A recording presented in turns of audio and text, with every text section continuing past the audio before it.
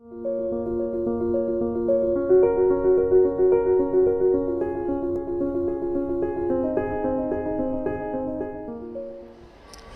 morning everyone. I am Dr. Sripad Joshi, and as you can see on the screen, today I am going to deal with one of the major poems, and the name of the poem is "O Captain, My Captain." This poem is written by major American poet, and his name is, everyone knows, Walt Whitman, one of the famous poets in American literature. Let us read out some biographical details of Walt Whitman. Walt Whitman was born on 31st of May 1819 in Long Island, New York.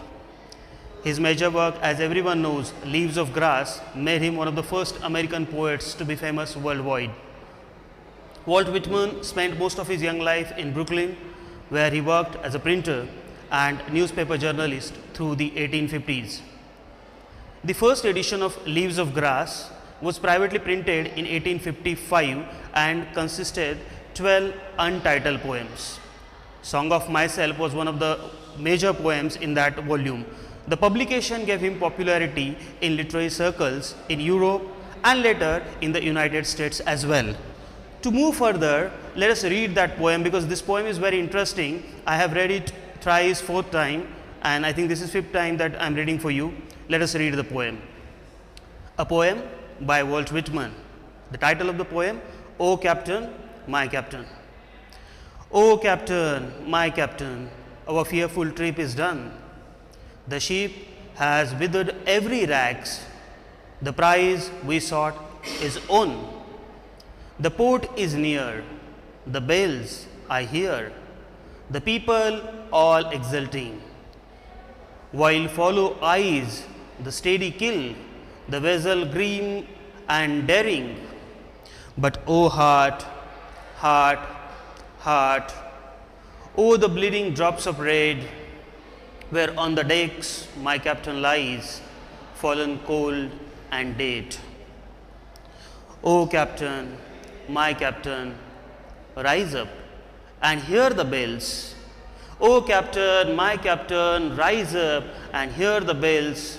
Rise up, for you the flag is flung. Rise up, for you the flag is flung. For you the bugle trills.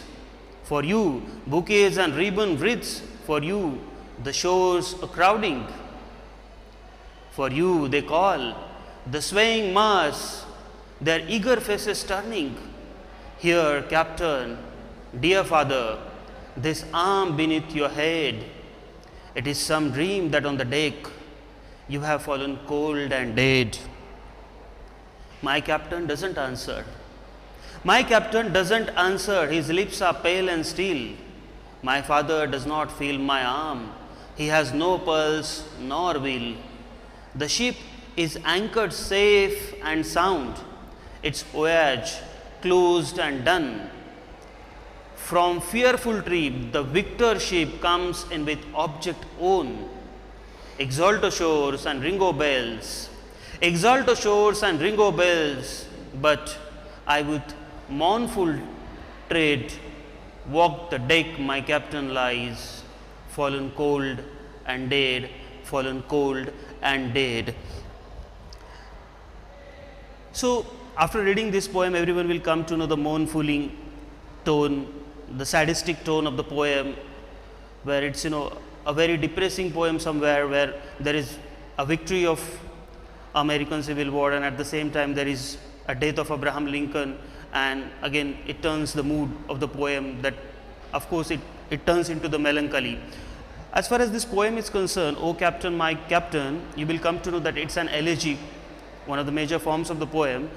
It's an elegy by Walt Whitman after the death of Abraham Lincoln, the American president.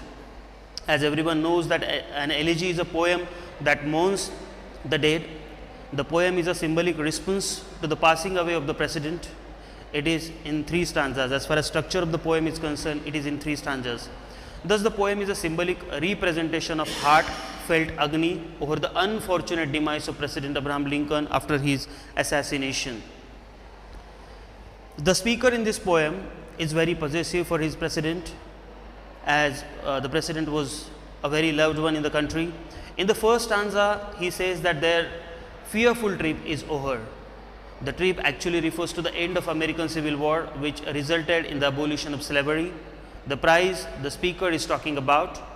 The people have come to the port to celebrate the victory, but the happiness of the celebration, or we call it, the happiness of celebrators, is very short lived, as the captain of the ship is died, and everyone knows who is the captain of the ship. Of course, he is Abraham Lincoln, and he is no more.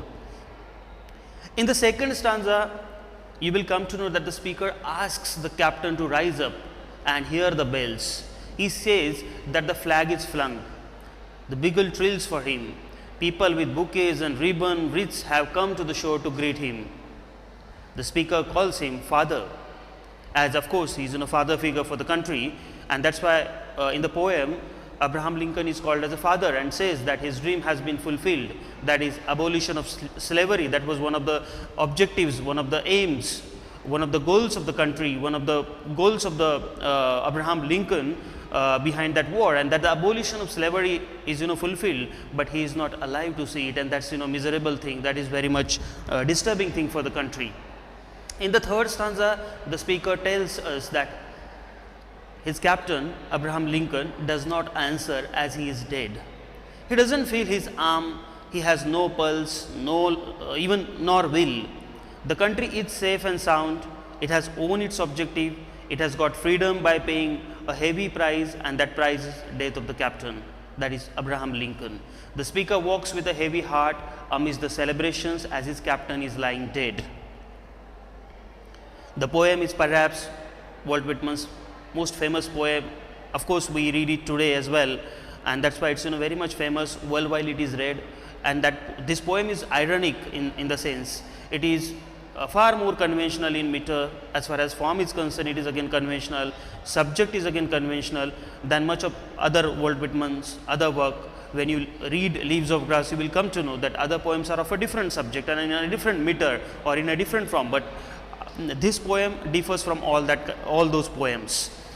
Although some critics have suggested that Walt Whitman had regretted ever writing this poem, "O Captain, My Captain," but of course it is undeniably it captures the mood of a nation in mourning, and has remained one of the Whitman's best loved and most quoted poems in the world. As far as themes of this poem is concerned, one of the major themes of this poem is victory and loss. Even as the poem "O Captain, My Captain" celebrates the end of the American Civil War, you will come to know that it is also an elegy for President Abraham Lincoln, as we have already talked about this. Victory and loss are thus closely intertwined, closely interconnected throughout the poem. On the other hand, its mourning is tempered with joyful reminders that the war is done or the war is won. Its celebrations, on the other hand, are haunted by melancholy, sadness. In this sense, Walt Whitman's poem illuminates the lingering pain and trauma of losses sustained in war, as well as the impossibility of ever separating the triumph or victory from its human costs. Another theme of this poem is grief and isolation. Each stanza, if you closely read this poem, you will come to know that each stanza of this poem, "O Captain, My Captain," pivots between public celebration and private grief. In this way, the poem foregrounds the tension between outward emotional expression and internal emotional, even you call it expression or experience. The speaker must reconcile his personal grief for President Lincoln, whom he seems to regard as a paternal figure, and that's why in poem you must have read that "Oh, my father," the father comes, and "my" also denotes personal figure. With the wider grief and joy of the nation, you will come to know that this is personal grief as well. Through these tensions, Walt Whitman suggests that deep grief for a loved one can be an isolating force that makes loss even more painful than it might be otherwise. Another theme of the poem is grief and isolation. The tension between collective experience and, as I earlier stated, the private emotion is implied even in the title of the poem, as you know as of now that the title of the poem is "O Captain, My Captain." The speaker compares President Abraham Lincoln to the captain of a ship and then refers to him as "my captain." He doesn't say our captain. He says, my captain. He emphasizes his own personal connection to the president. The poem is not titled Our Captain, as I stated now. Rather, the speaker seems to feel that President Lincoln is his captain, his personal captain in particular. Logically, the captain of a ship is indeed everyone's captain, of country's captain, but the poet's choice to emphasize that personal loss, and that's why he uses personal pronoun, and that makes that loss seem private and personal matter rather than the public. Another point that I would like to discuss here in this presentation, that the individual versus the nation, that is also one of the themes of the poem, where this poem depicts the overwhelming grief and trauma that followed one of the most notorious political assassinations in the United States victory. At the same time, it suggests that the nation will move on and even thrive after the loss of its leader. In doing so, the poem interrogates. And what it interrogates? It interrogates the relationship between the individual and the wider political community, ultimately suggesting that the United States as a nation is a political project that can and must transcend the life of any single person, even though individuals are still very much important. To move further, the poem's extended metaphor compares President Lincoln to a captain steering the ship of a state, guiding the Union through the Civil War. However, the captain of the title turns out to be less essential to the continuing success and unity of the nation than it might initially seem. At first, it seems like the captain, President Lincoln, is solely responsible for the safe return of the ship after it has withered every rack. That is, survived every storm and finally made it success or made it home. But the poem also hints that this is not entirely the case. Even in the first stanza, you will come to know that the speaker refers to the voyage as our fearful trip, implying that community has survived these trials by banding together and assuming shared and responsibility. Thus, this is one of the very much interesting poems, American poems by Walt Whitman, American poem by American poet Walt Whitman. I hope you have enjoyed, because it's an amalgamation of the thoughts, amalgamation of the moods. At one point there is a victory and at one point there is a sense of loss, and that's why the poem turns into the tone of a melancholy, and it expresses the grief for the Abraham Lincoln, and at the same time it talks about the victory of the nation, the victory of the country in the American Civil War, and the victory over the slavery as well. Thank you so much. I hope you enjoyed this. Thank you.